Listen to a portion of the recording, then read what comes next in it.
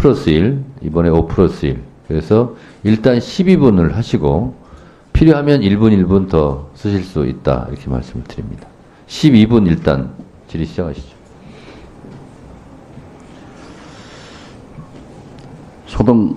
서울 고등원장님을 비롯해서 사법부 지도자 여러분께 다시 한번 존경의 말씀을 올립니다. 저는 국회의원 5선 하는 동안 한 번 문방위원을 했고 4선 내내 법사위원을 합니다. 그러니까 고시는 합격 못했어도 만주 변호사 자격증은 가지고 있습니다. 그리고 저는 실전 경험을 했습니다. 재판도 징역도 살았기 때문에 잘 압니다. 우리는 어떤 의미에서 보면은 여러분의 장래 고객입니다. 포텐셜 커스터머예요. 언제 잡혀갈지 모르는 운명이에요. 그런데 사법부도 젊은 판사들은 우리 김성원 간사처럼 국회가 또 장래 직업이 될 수 있는 곳이에요. 어떻게 됐든 저는 줄기차게 사법부를 존경했고 사랑했습니다. 지금도 믿고 있습니다. 오늘의 영국은 사법부가, 언론이, 기독교, 특히 감리교가 혁명 후 가난하고 약자 편에서 판결을 해줬고 보도를 해줬고 기도를 해줬습니다. 그래서 영국이 왔습니다. 과연 우리나라 사법부가 어떤 역할을 하고 있는가 한번 심사숙고해서 생각해 주시기 바랍니다. 어젯밤 우리 국민들은 소위 윤석열, 한동훈 이 회동에 대해서 엄청난 기대를 했습니다. 그렇지만 윤석열 대통령은 집권 여당의 대표를 50분간 세워놓고 기다리겠습니다. 발표 잘해라 이렇게 갔는데 한동훈 대표는 집으로 가버렸습니다. 발표가 없었습니다. 바로 후에 추경호 원내대표하고 만찬을 합니다. 오늘 한동훈 대표는 공식 행사를 취소하고 내일 집권 여당의 확대 간부 회의를 한다고 합니다. 이런 모습을 보고 왜 이렇게 됐을까 하는 걸 보면은 대통령께서는 영부인을 멀거니 쳐다보고 있어요. 그래서 건의공화국이라고 하는 겁니다. 이런 위기의 순간에 사법부가 제대로 역할을 해줘야 된다 하는 말씀을 드립니다. 그런데 오늘 보도에 가면은 공수처장 여기 나오셔서 검사 2명이 부족했는데 대통령께서 곧 제청했으니까 임명해 줄 거다. 아직까지 안 해요. 사부 검사 한 분이 오늘 또 나가버렸습니다. 공수처 사부는 감사원장 그리고 유병호 감사위원 전 사무총장 최상병 그리고 김건희의 선거법 위반 문제를 조사하고 있는데 이걸 못하게 하려고 안 하는 거예요. 국가가 총체적 위기입니다. 그래서 저는 말씀드립니다. 서울중앙지검장이 김건희 여사의 도이치모터스 주가 조작에 압수수색을 하지도 않았으면서 마치 검찰에서는 발표를 4시간 동안 브리핑을 하면서 압수수색을 한 것처럼 얘기했다가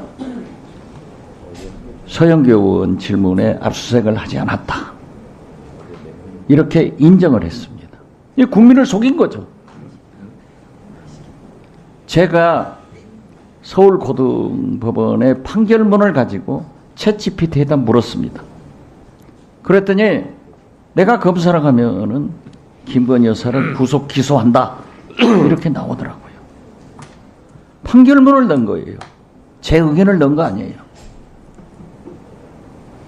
다시 말씀드립니다.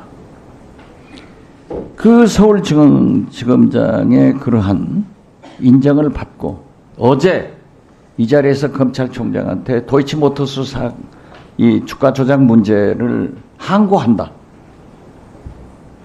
그러면은 수사권 행사를 하겠느냐? 하겠다고 말씀드렸습니다. 항고도 수사죠? 고등 원장님? 압수수색 할 수 있죠? 네, 항고 불기소한 것이 잘못돼서 항고를 받아주면서 뭐 재기 수사 명령을 하는 것으로 알고 있습니다. 그렇죠? 압수수색 할 수 있죠? 예. 네, 그래서 저는 법률 용어를 잘 모릅니다만은 직접 경정이라고 쓰더라고요. 그래서 만약에 그러한 것이 항고에서 다시 재판에 회부될 때는 재판을 잘 해주셔야 됩니다. 자, 파워포인트 좀 빌려주세요. 그러기 전에 수원지방법원장님, 재판부 기피 신청을요, 지난 10년간 1201건을 했습니다. 그런데 여기에서 인용된 것은 15건, 0.15%에 불과합니다. 수원 지원장님. 네. 법률 해석을 명문화되어 있지 않을 때는 피고인이 유리하게 해야죠.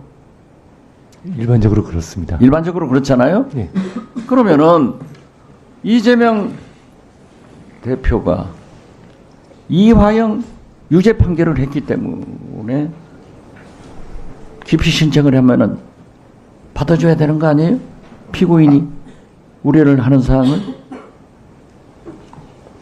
예, 그 기피 신청에 대해서는 이미 1심에서 기각을 했고 그게 대법원에서까지 확정된 것으로 알고 있습니다. 그래갖고 대법원에서 확정된 그 판결 내용에 대해서 그 법원장이 언급하는 것은 적절하지 않음을 양해해 주시기 바랍니다. 물론 그렇죠. 담당 재판부에서 할 일이지만은 일반적인 얘기를 하는 거예요.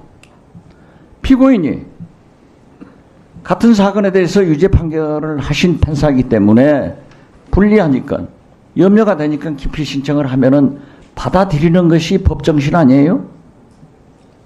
예, 그 일반적인 법감정으로서 그렇게 느낄 수도 있을 것 같습니다. 그렇습니다.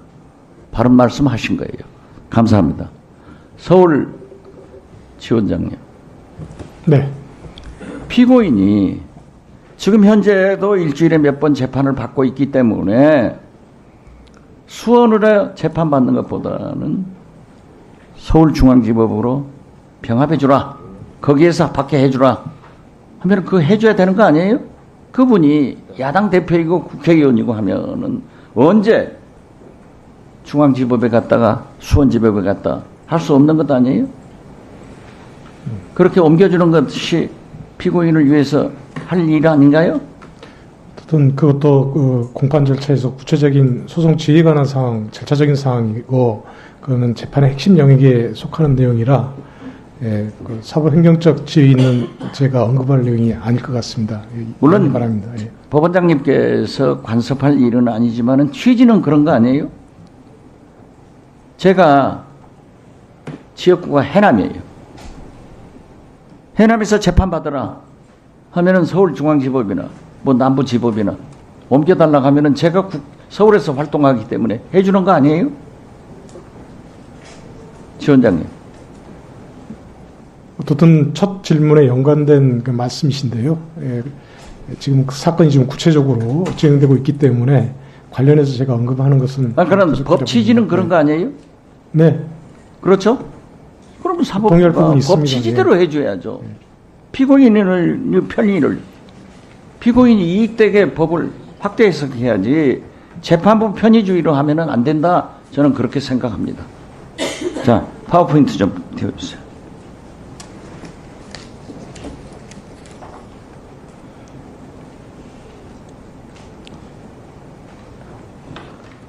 검찰이 기소하면은 재판장은 검찰 기소 내용대로 재판을 하는 거지 검찰이 기소하지 않으면은 재판할 수 없죠. 고등법원장님. 예, 그렇습니다. 그렇죠? 전문가냐 비전문가냐, 이것은 김건희 여사가 주식 전문가냐 아니냐 하고 물었더니 어떤 검사장이 그래요. 김건희 여사는 주식에 대한 정보를 많이 가지고 있지 전문가는 아니다. 그럼 주식 정보 전문가는 주식 전문가 아니에요? 어떻게 됐든 검찰에서는 이런 태도를 가지고 있는데, 이게 보면은 재판에서 주식 전문가라고 손건희 씨는 1년 징역을 하고, 김건희 여사와 최은순 여사, 자기 친정어머니 대통령 장모는 23억을 벌었어요. 그런데 전문가가 아니라고 기소도 하지 않는다고 하면 납득이 될까요? 전문가는 1억을 손해봤단 말이에요. 그러나 비전문가라고 하는 김건희 여사와 친정어머니 최은순 여사는 23억을 벌었다고 하면 누가 전문가입니까? 고등 원장님? 제가 이런 구체적인 내용을 잘 모르는데 그 단편적인 질문에 답하기가 좀 부적절하다고 생각합니다. 도이치모터스의 서울중앙지법원장, 도이치모터스의 권오수 회장이 김건희 여사하고 있으면서 이정표 주가 조작 전문가입니다. 불렀어요. 소개해주고, 도이치모터스의 액면가 주식이 지금 200억이다. 이걸 500억으로 올리자 하면서 얘기하니까 김건희 여사가 바로 그 자리에서 신한 자기 자금 관리를 해주는 분한테 이정필 씨가 연락 오면은 그대로 따라라. 이게 사전 모의 주식 모의 아닙니까? 지금 질문의 사항이 사법행정 영역의 것이 아니어서 법원장주의에서 아니 그러니까 말씀드리기는 어려울 것 같고요. 그리고 일반 법관의 입장에서도 검토해 보더라도 그 사건의 전모 내지는 그 사건에 필요한 여러 가지 자료들을 충분히 검토하지 않은 상황에서 답을 내는 것은 단편적 의견에 불과해서 적절하지 않을 것 같습니다. 널리 지원장님 양해 말씀이 바랍니다. 맞아요. 네. 그런데 이것을 검찰이 기소를 안 하니까, 아까 제가 모두 얘기했잖아요. 재판부에서는 판결을 안 한 거예요. 그런데 1심 재판 판결문에는 김건희 여사 이름이 37번 나옵니다. 그런데 항소심 판결문에는 87번이 나와요. 김건희 여사 이름이 거론되면은 주가 조작이 올라가는 거예요. 이러한 것을 아무리 사법부지만은 공소장 있어야 되는 건 아니에요? 자, 이런 말씀까지 드린 게 좀 송구스럽습니다만 공직자윤리위원회 공고사항에 따르면 법관이 사회적 정치적 쟁점에 관한 의견을 표명할 때 유의할 사항에 관한 규정이 있습니다. 법관이 그러한 부분에 대한 사회적 논란의 중심에 놓이지 않도록 신중하게 처신하라는 게 그 윤리규범인데요. 그건 아무래도 법관이 구직 사건이 오면 재판을 해야 될 지위가 있기 때문에 함부로 말을 했다가 나중에 그 재판에 공정성에 대한 오해나 그런 신뢰가 깨질 염려가 되기 때문에 신중하라는 그런 취지인 것 같습니다. 말씀드리기 어렵다는 점. 네, 충분히 이해합니다. 예. 왜냐하면 검찰이 기소를 안 했기 때문에 재판부에서는 이렇게 37번 하던 걸 87번 이렇게 하면서도 유죄를 줄 수 없었단 말이에요. 그러나 주식 전문가 손건희 판결문에는 하필이면 손씨, 김씨 다 똑같아요. 건희야. 판결문에 나오는 주식 선수들을 상대했다는 주식 비전문가 김건희 여사는 주식 감독인 거예요. 이게 말이 안 되지 않습니까?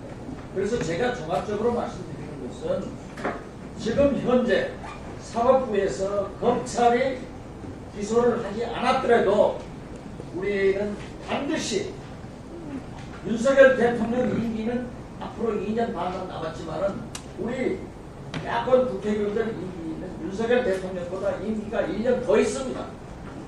이것이 포인트예요. 반드시 특검을 해서 김건희 여사를 세울 테니까, 법정에 세울 테니까 그 전에 또 경찰청장이 얘기한 대로 항고하면 제대로 판결을 해주시기를 우리 서울 소동원장님께 부탁드립니다. 네, 알겠습니다. 네, 수고하셨습니다. 자, 다음은 유상범 간사님 질의해 주시기 바랍니다. 끝나고 나서 말씀드리잖아. 자, 못 끼어들어. 다 끝나고 나서 말씀드리잖아. 유상범 간사님, 네, 질의하시기 바랍니다. 예, 알겠습니다.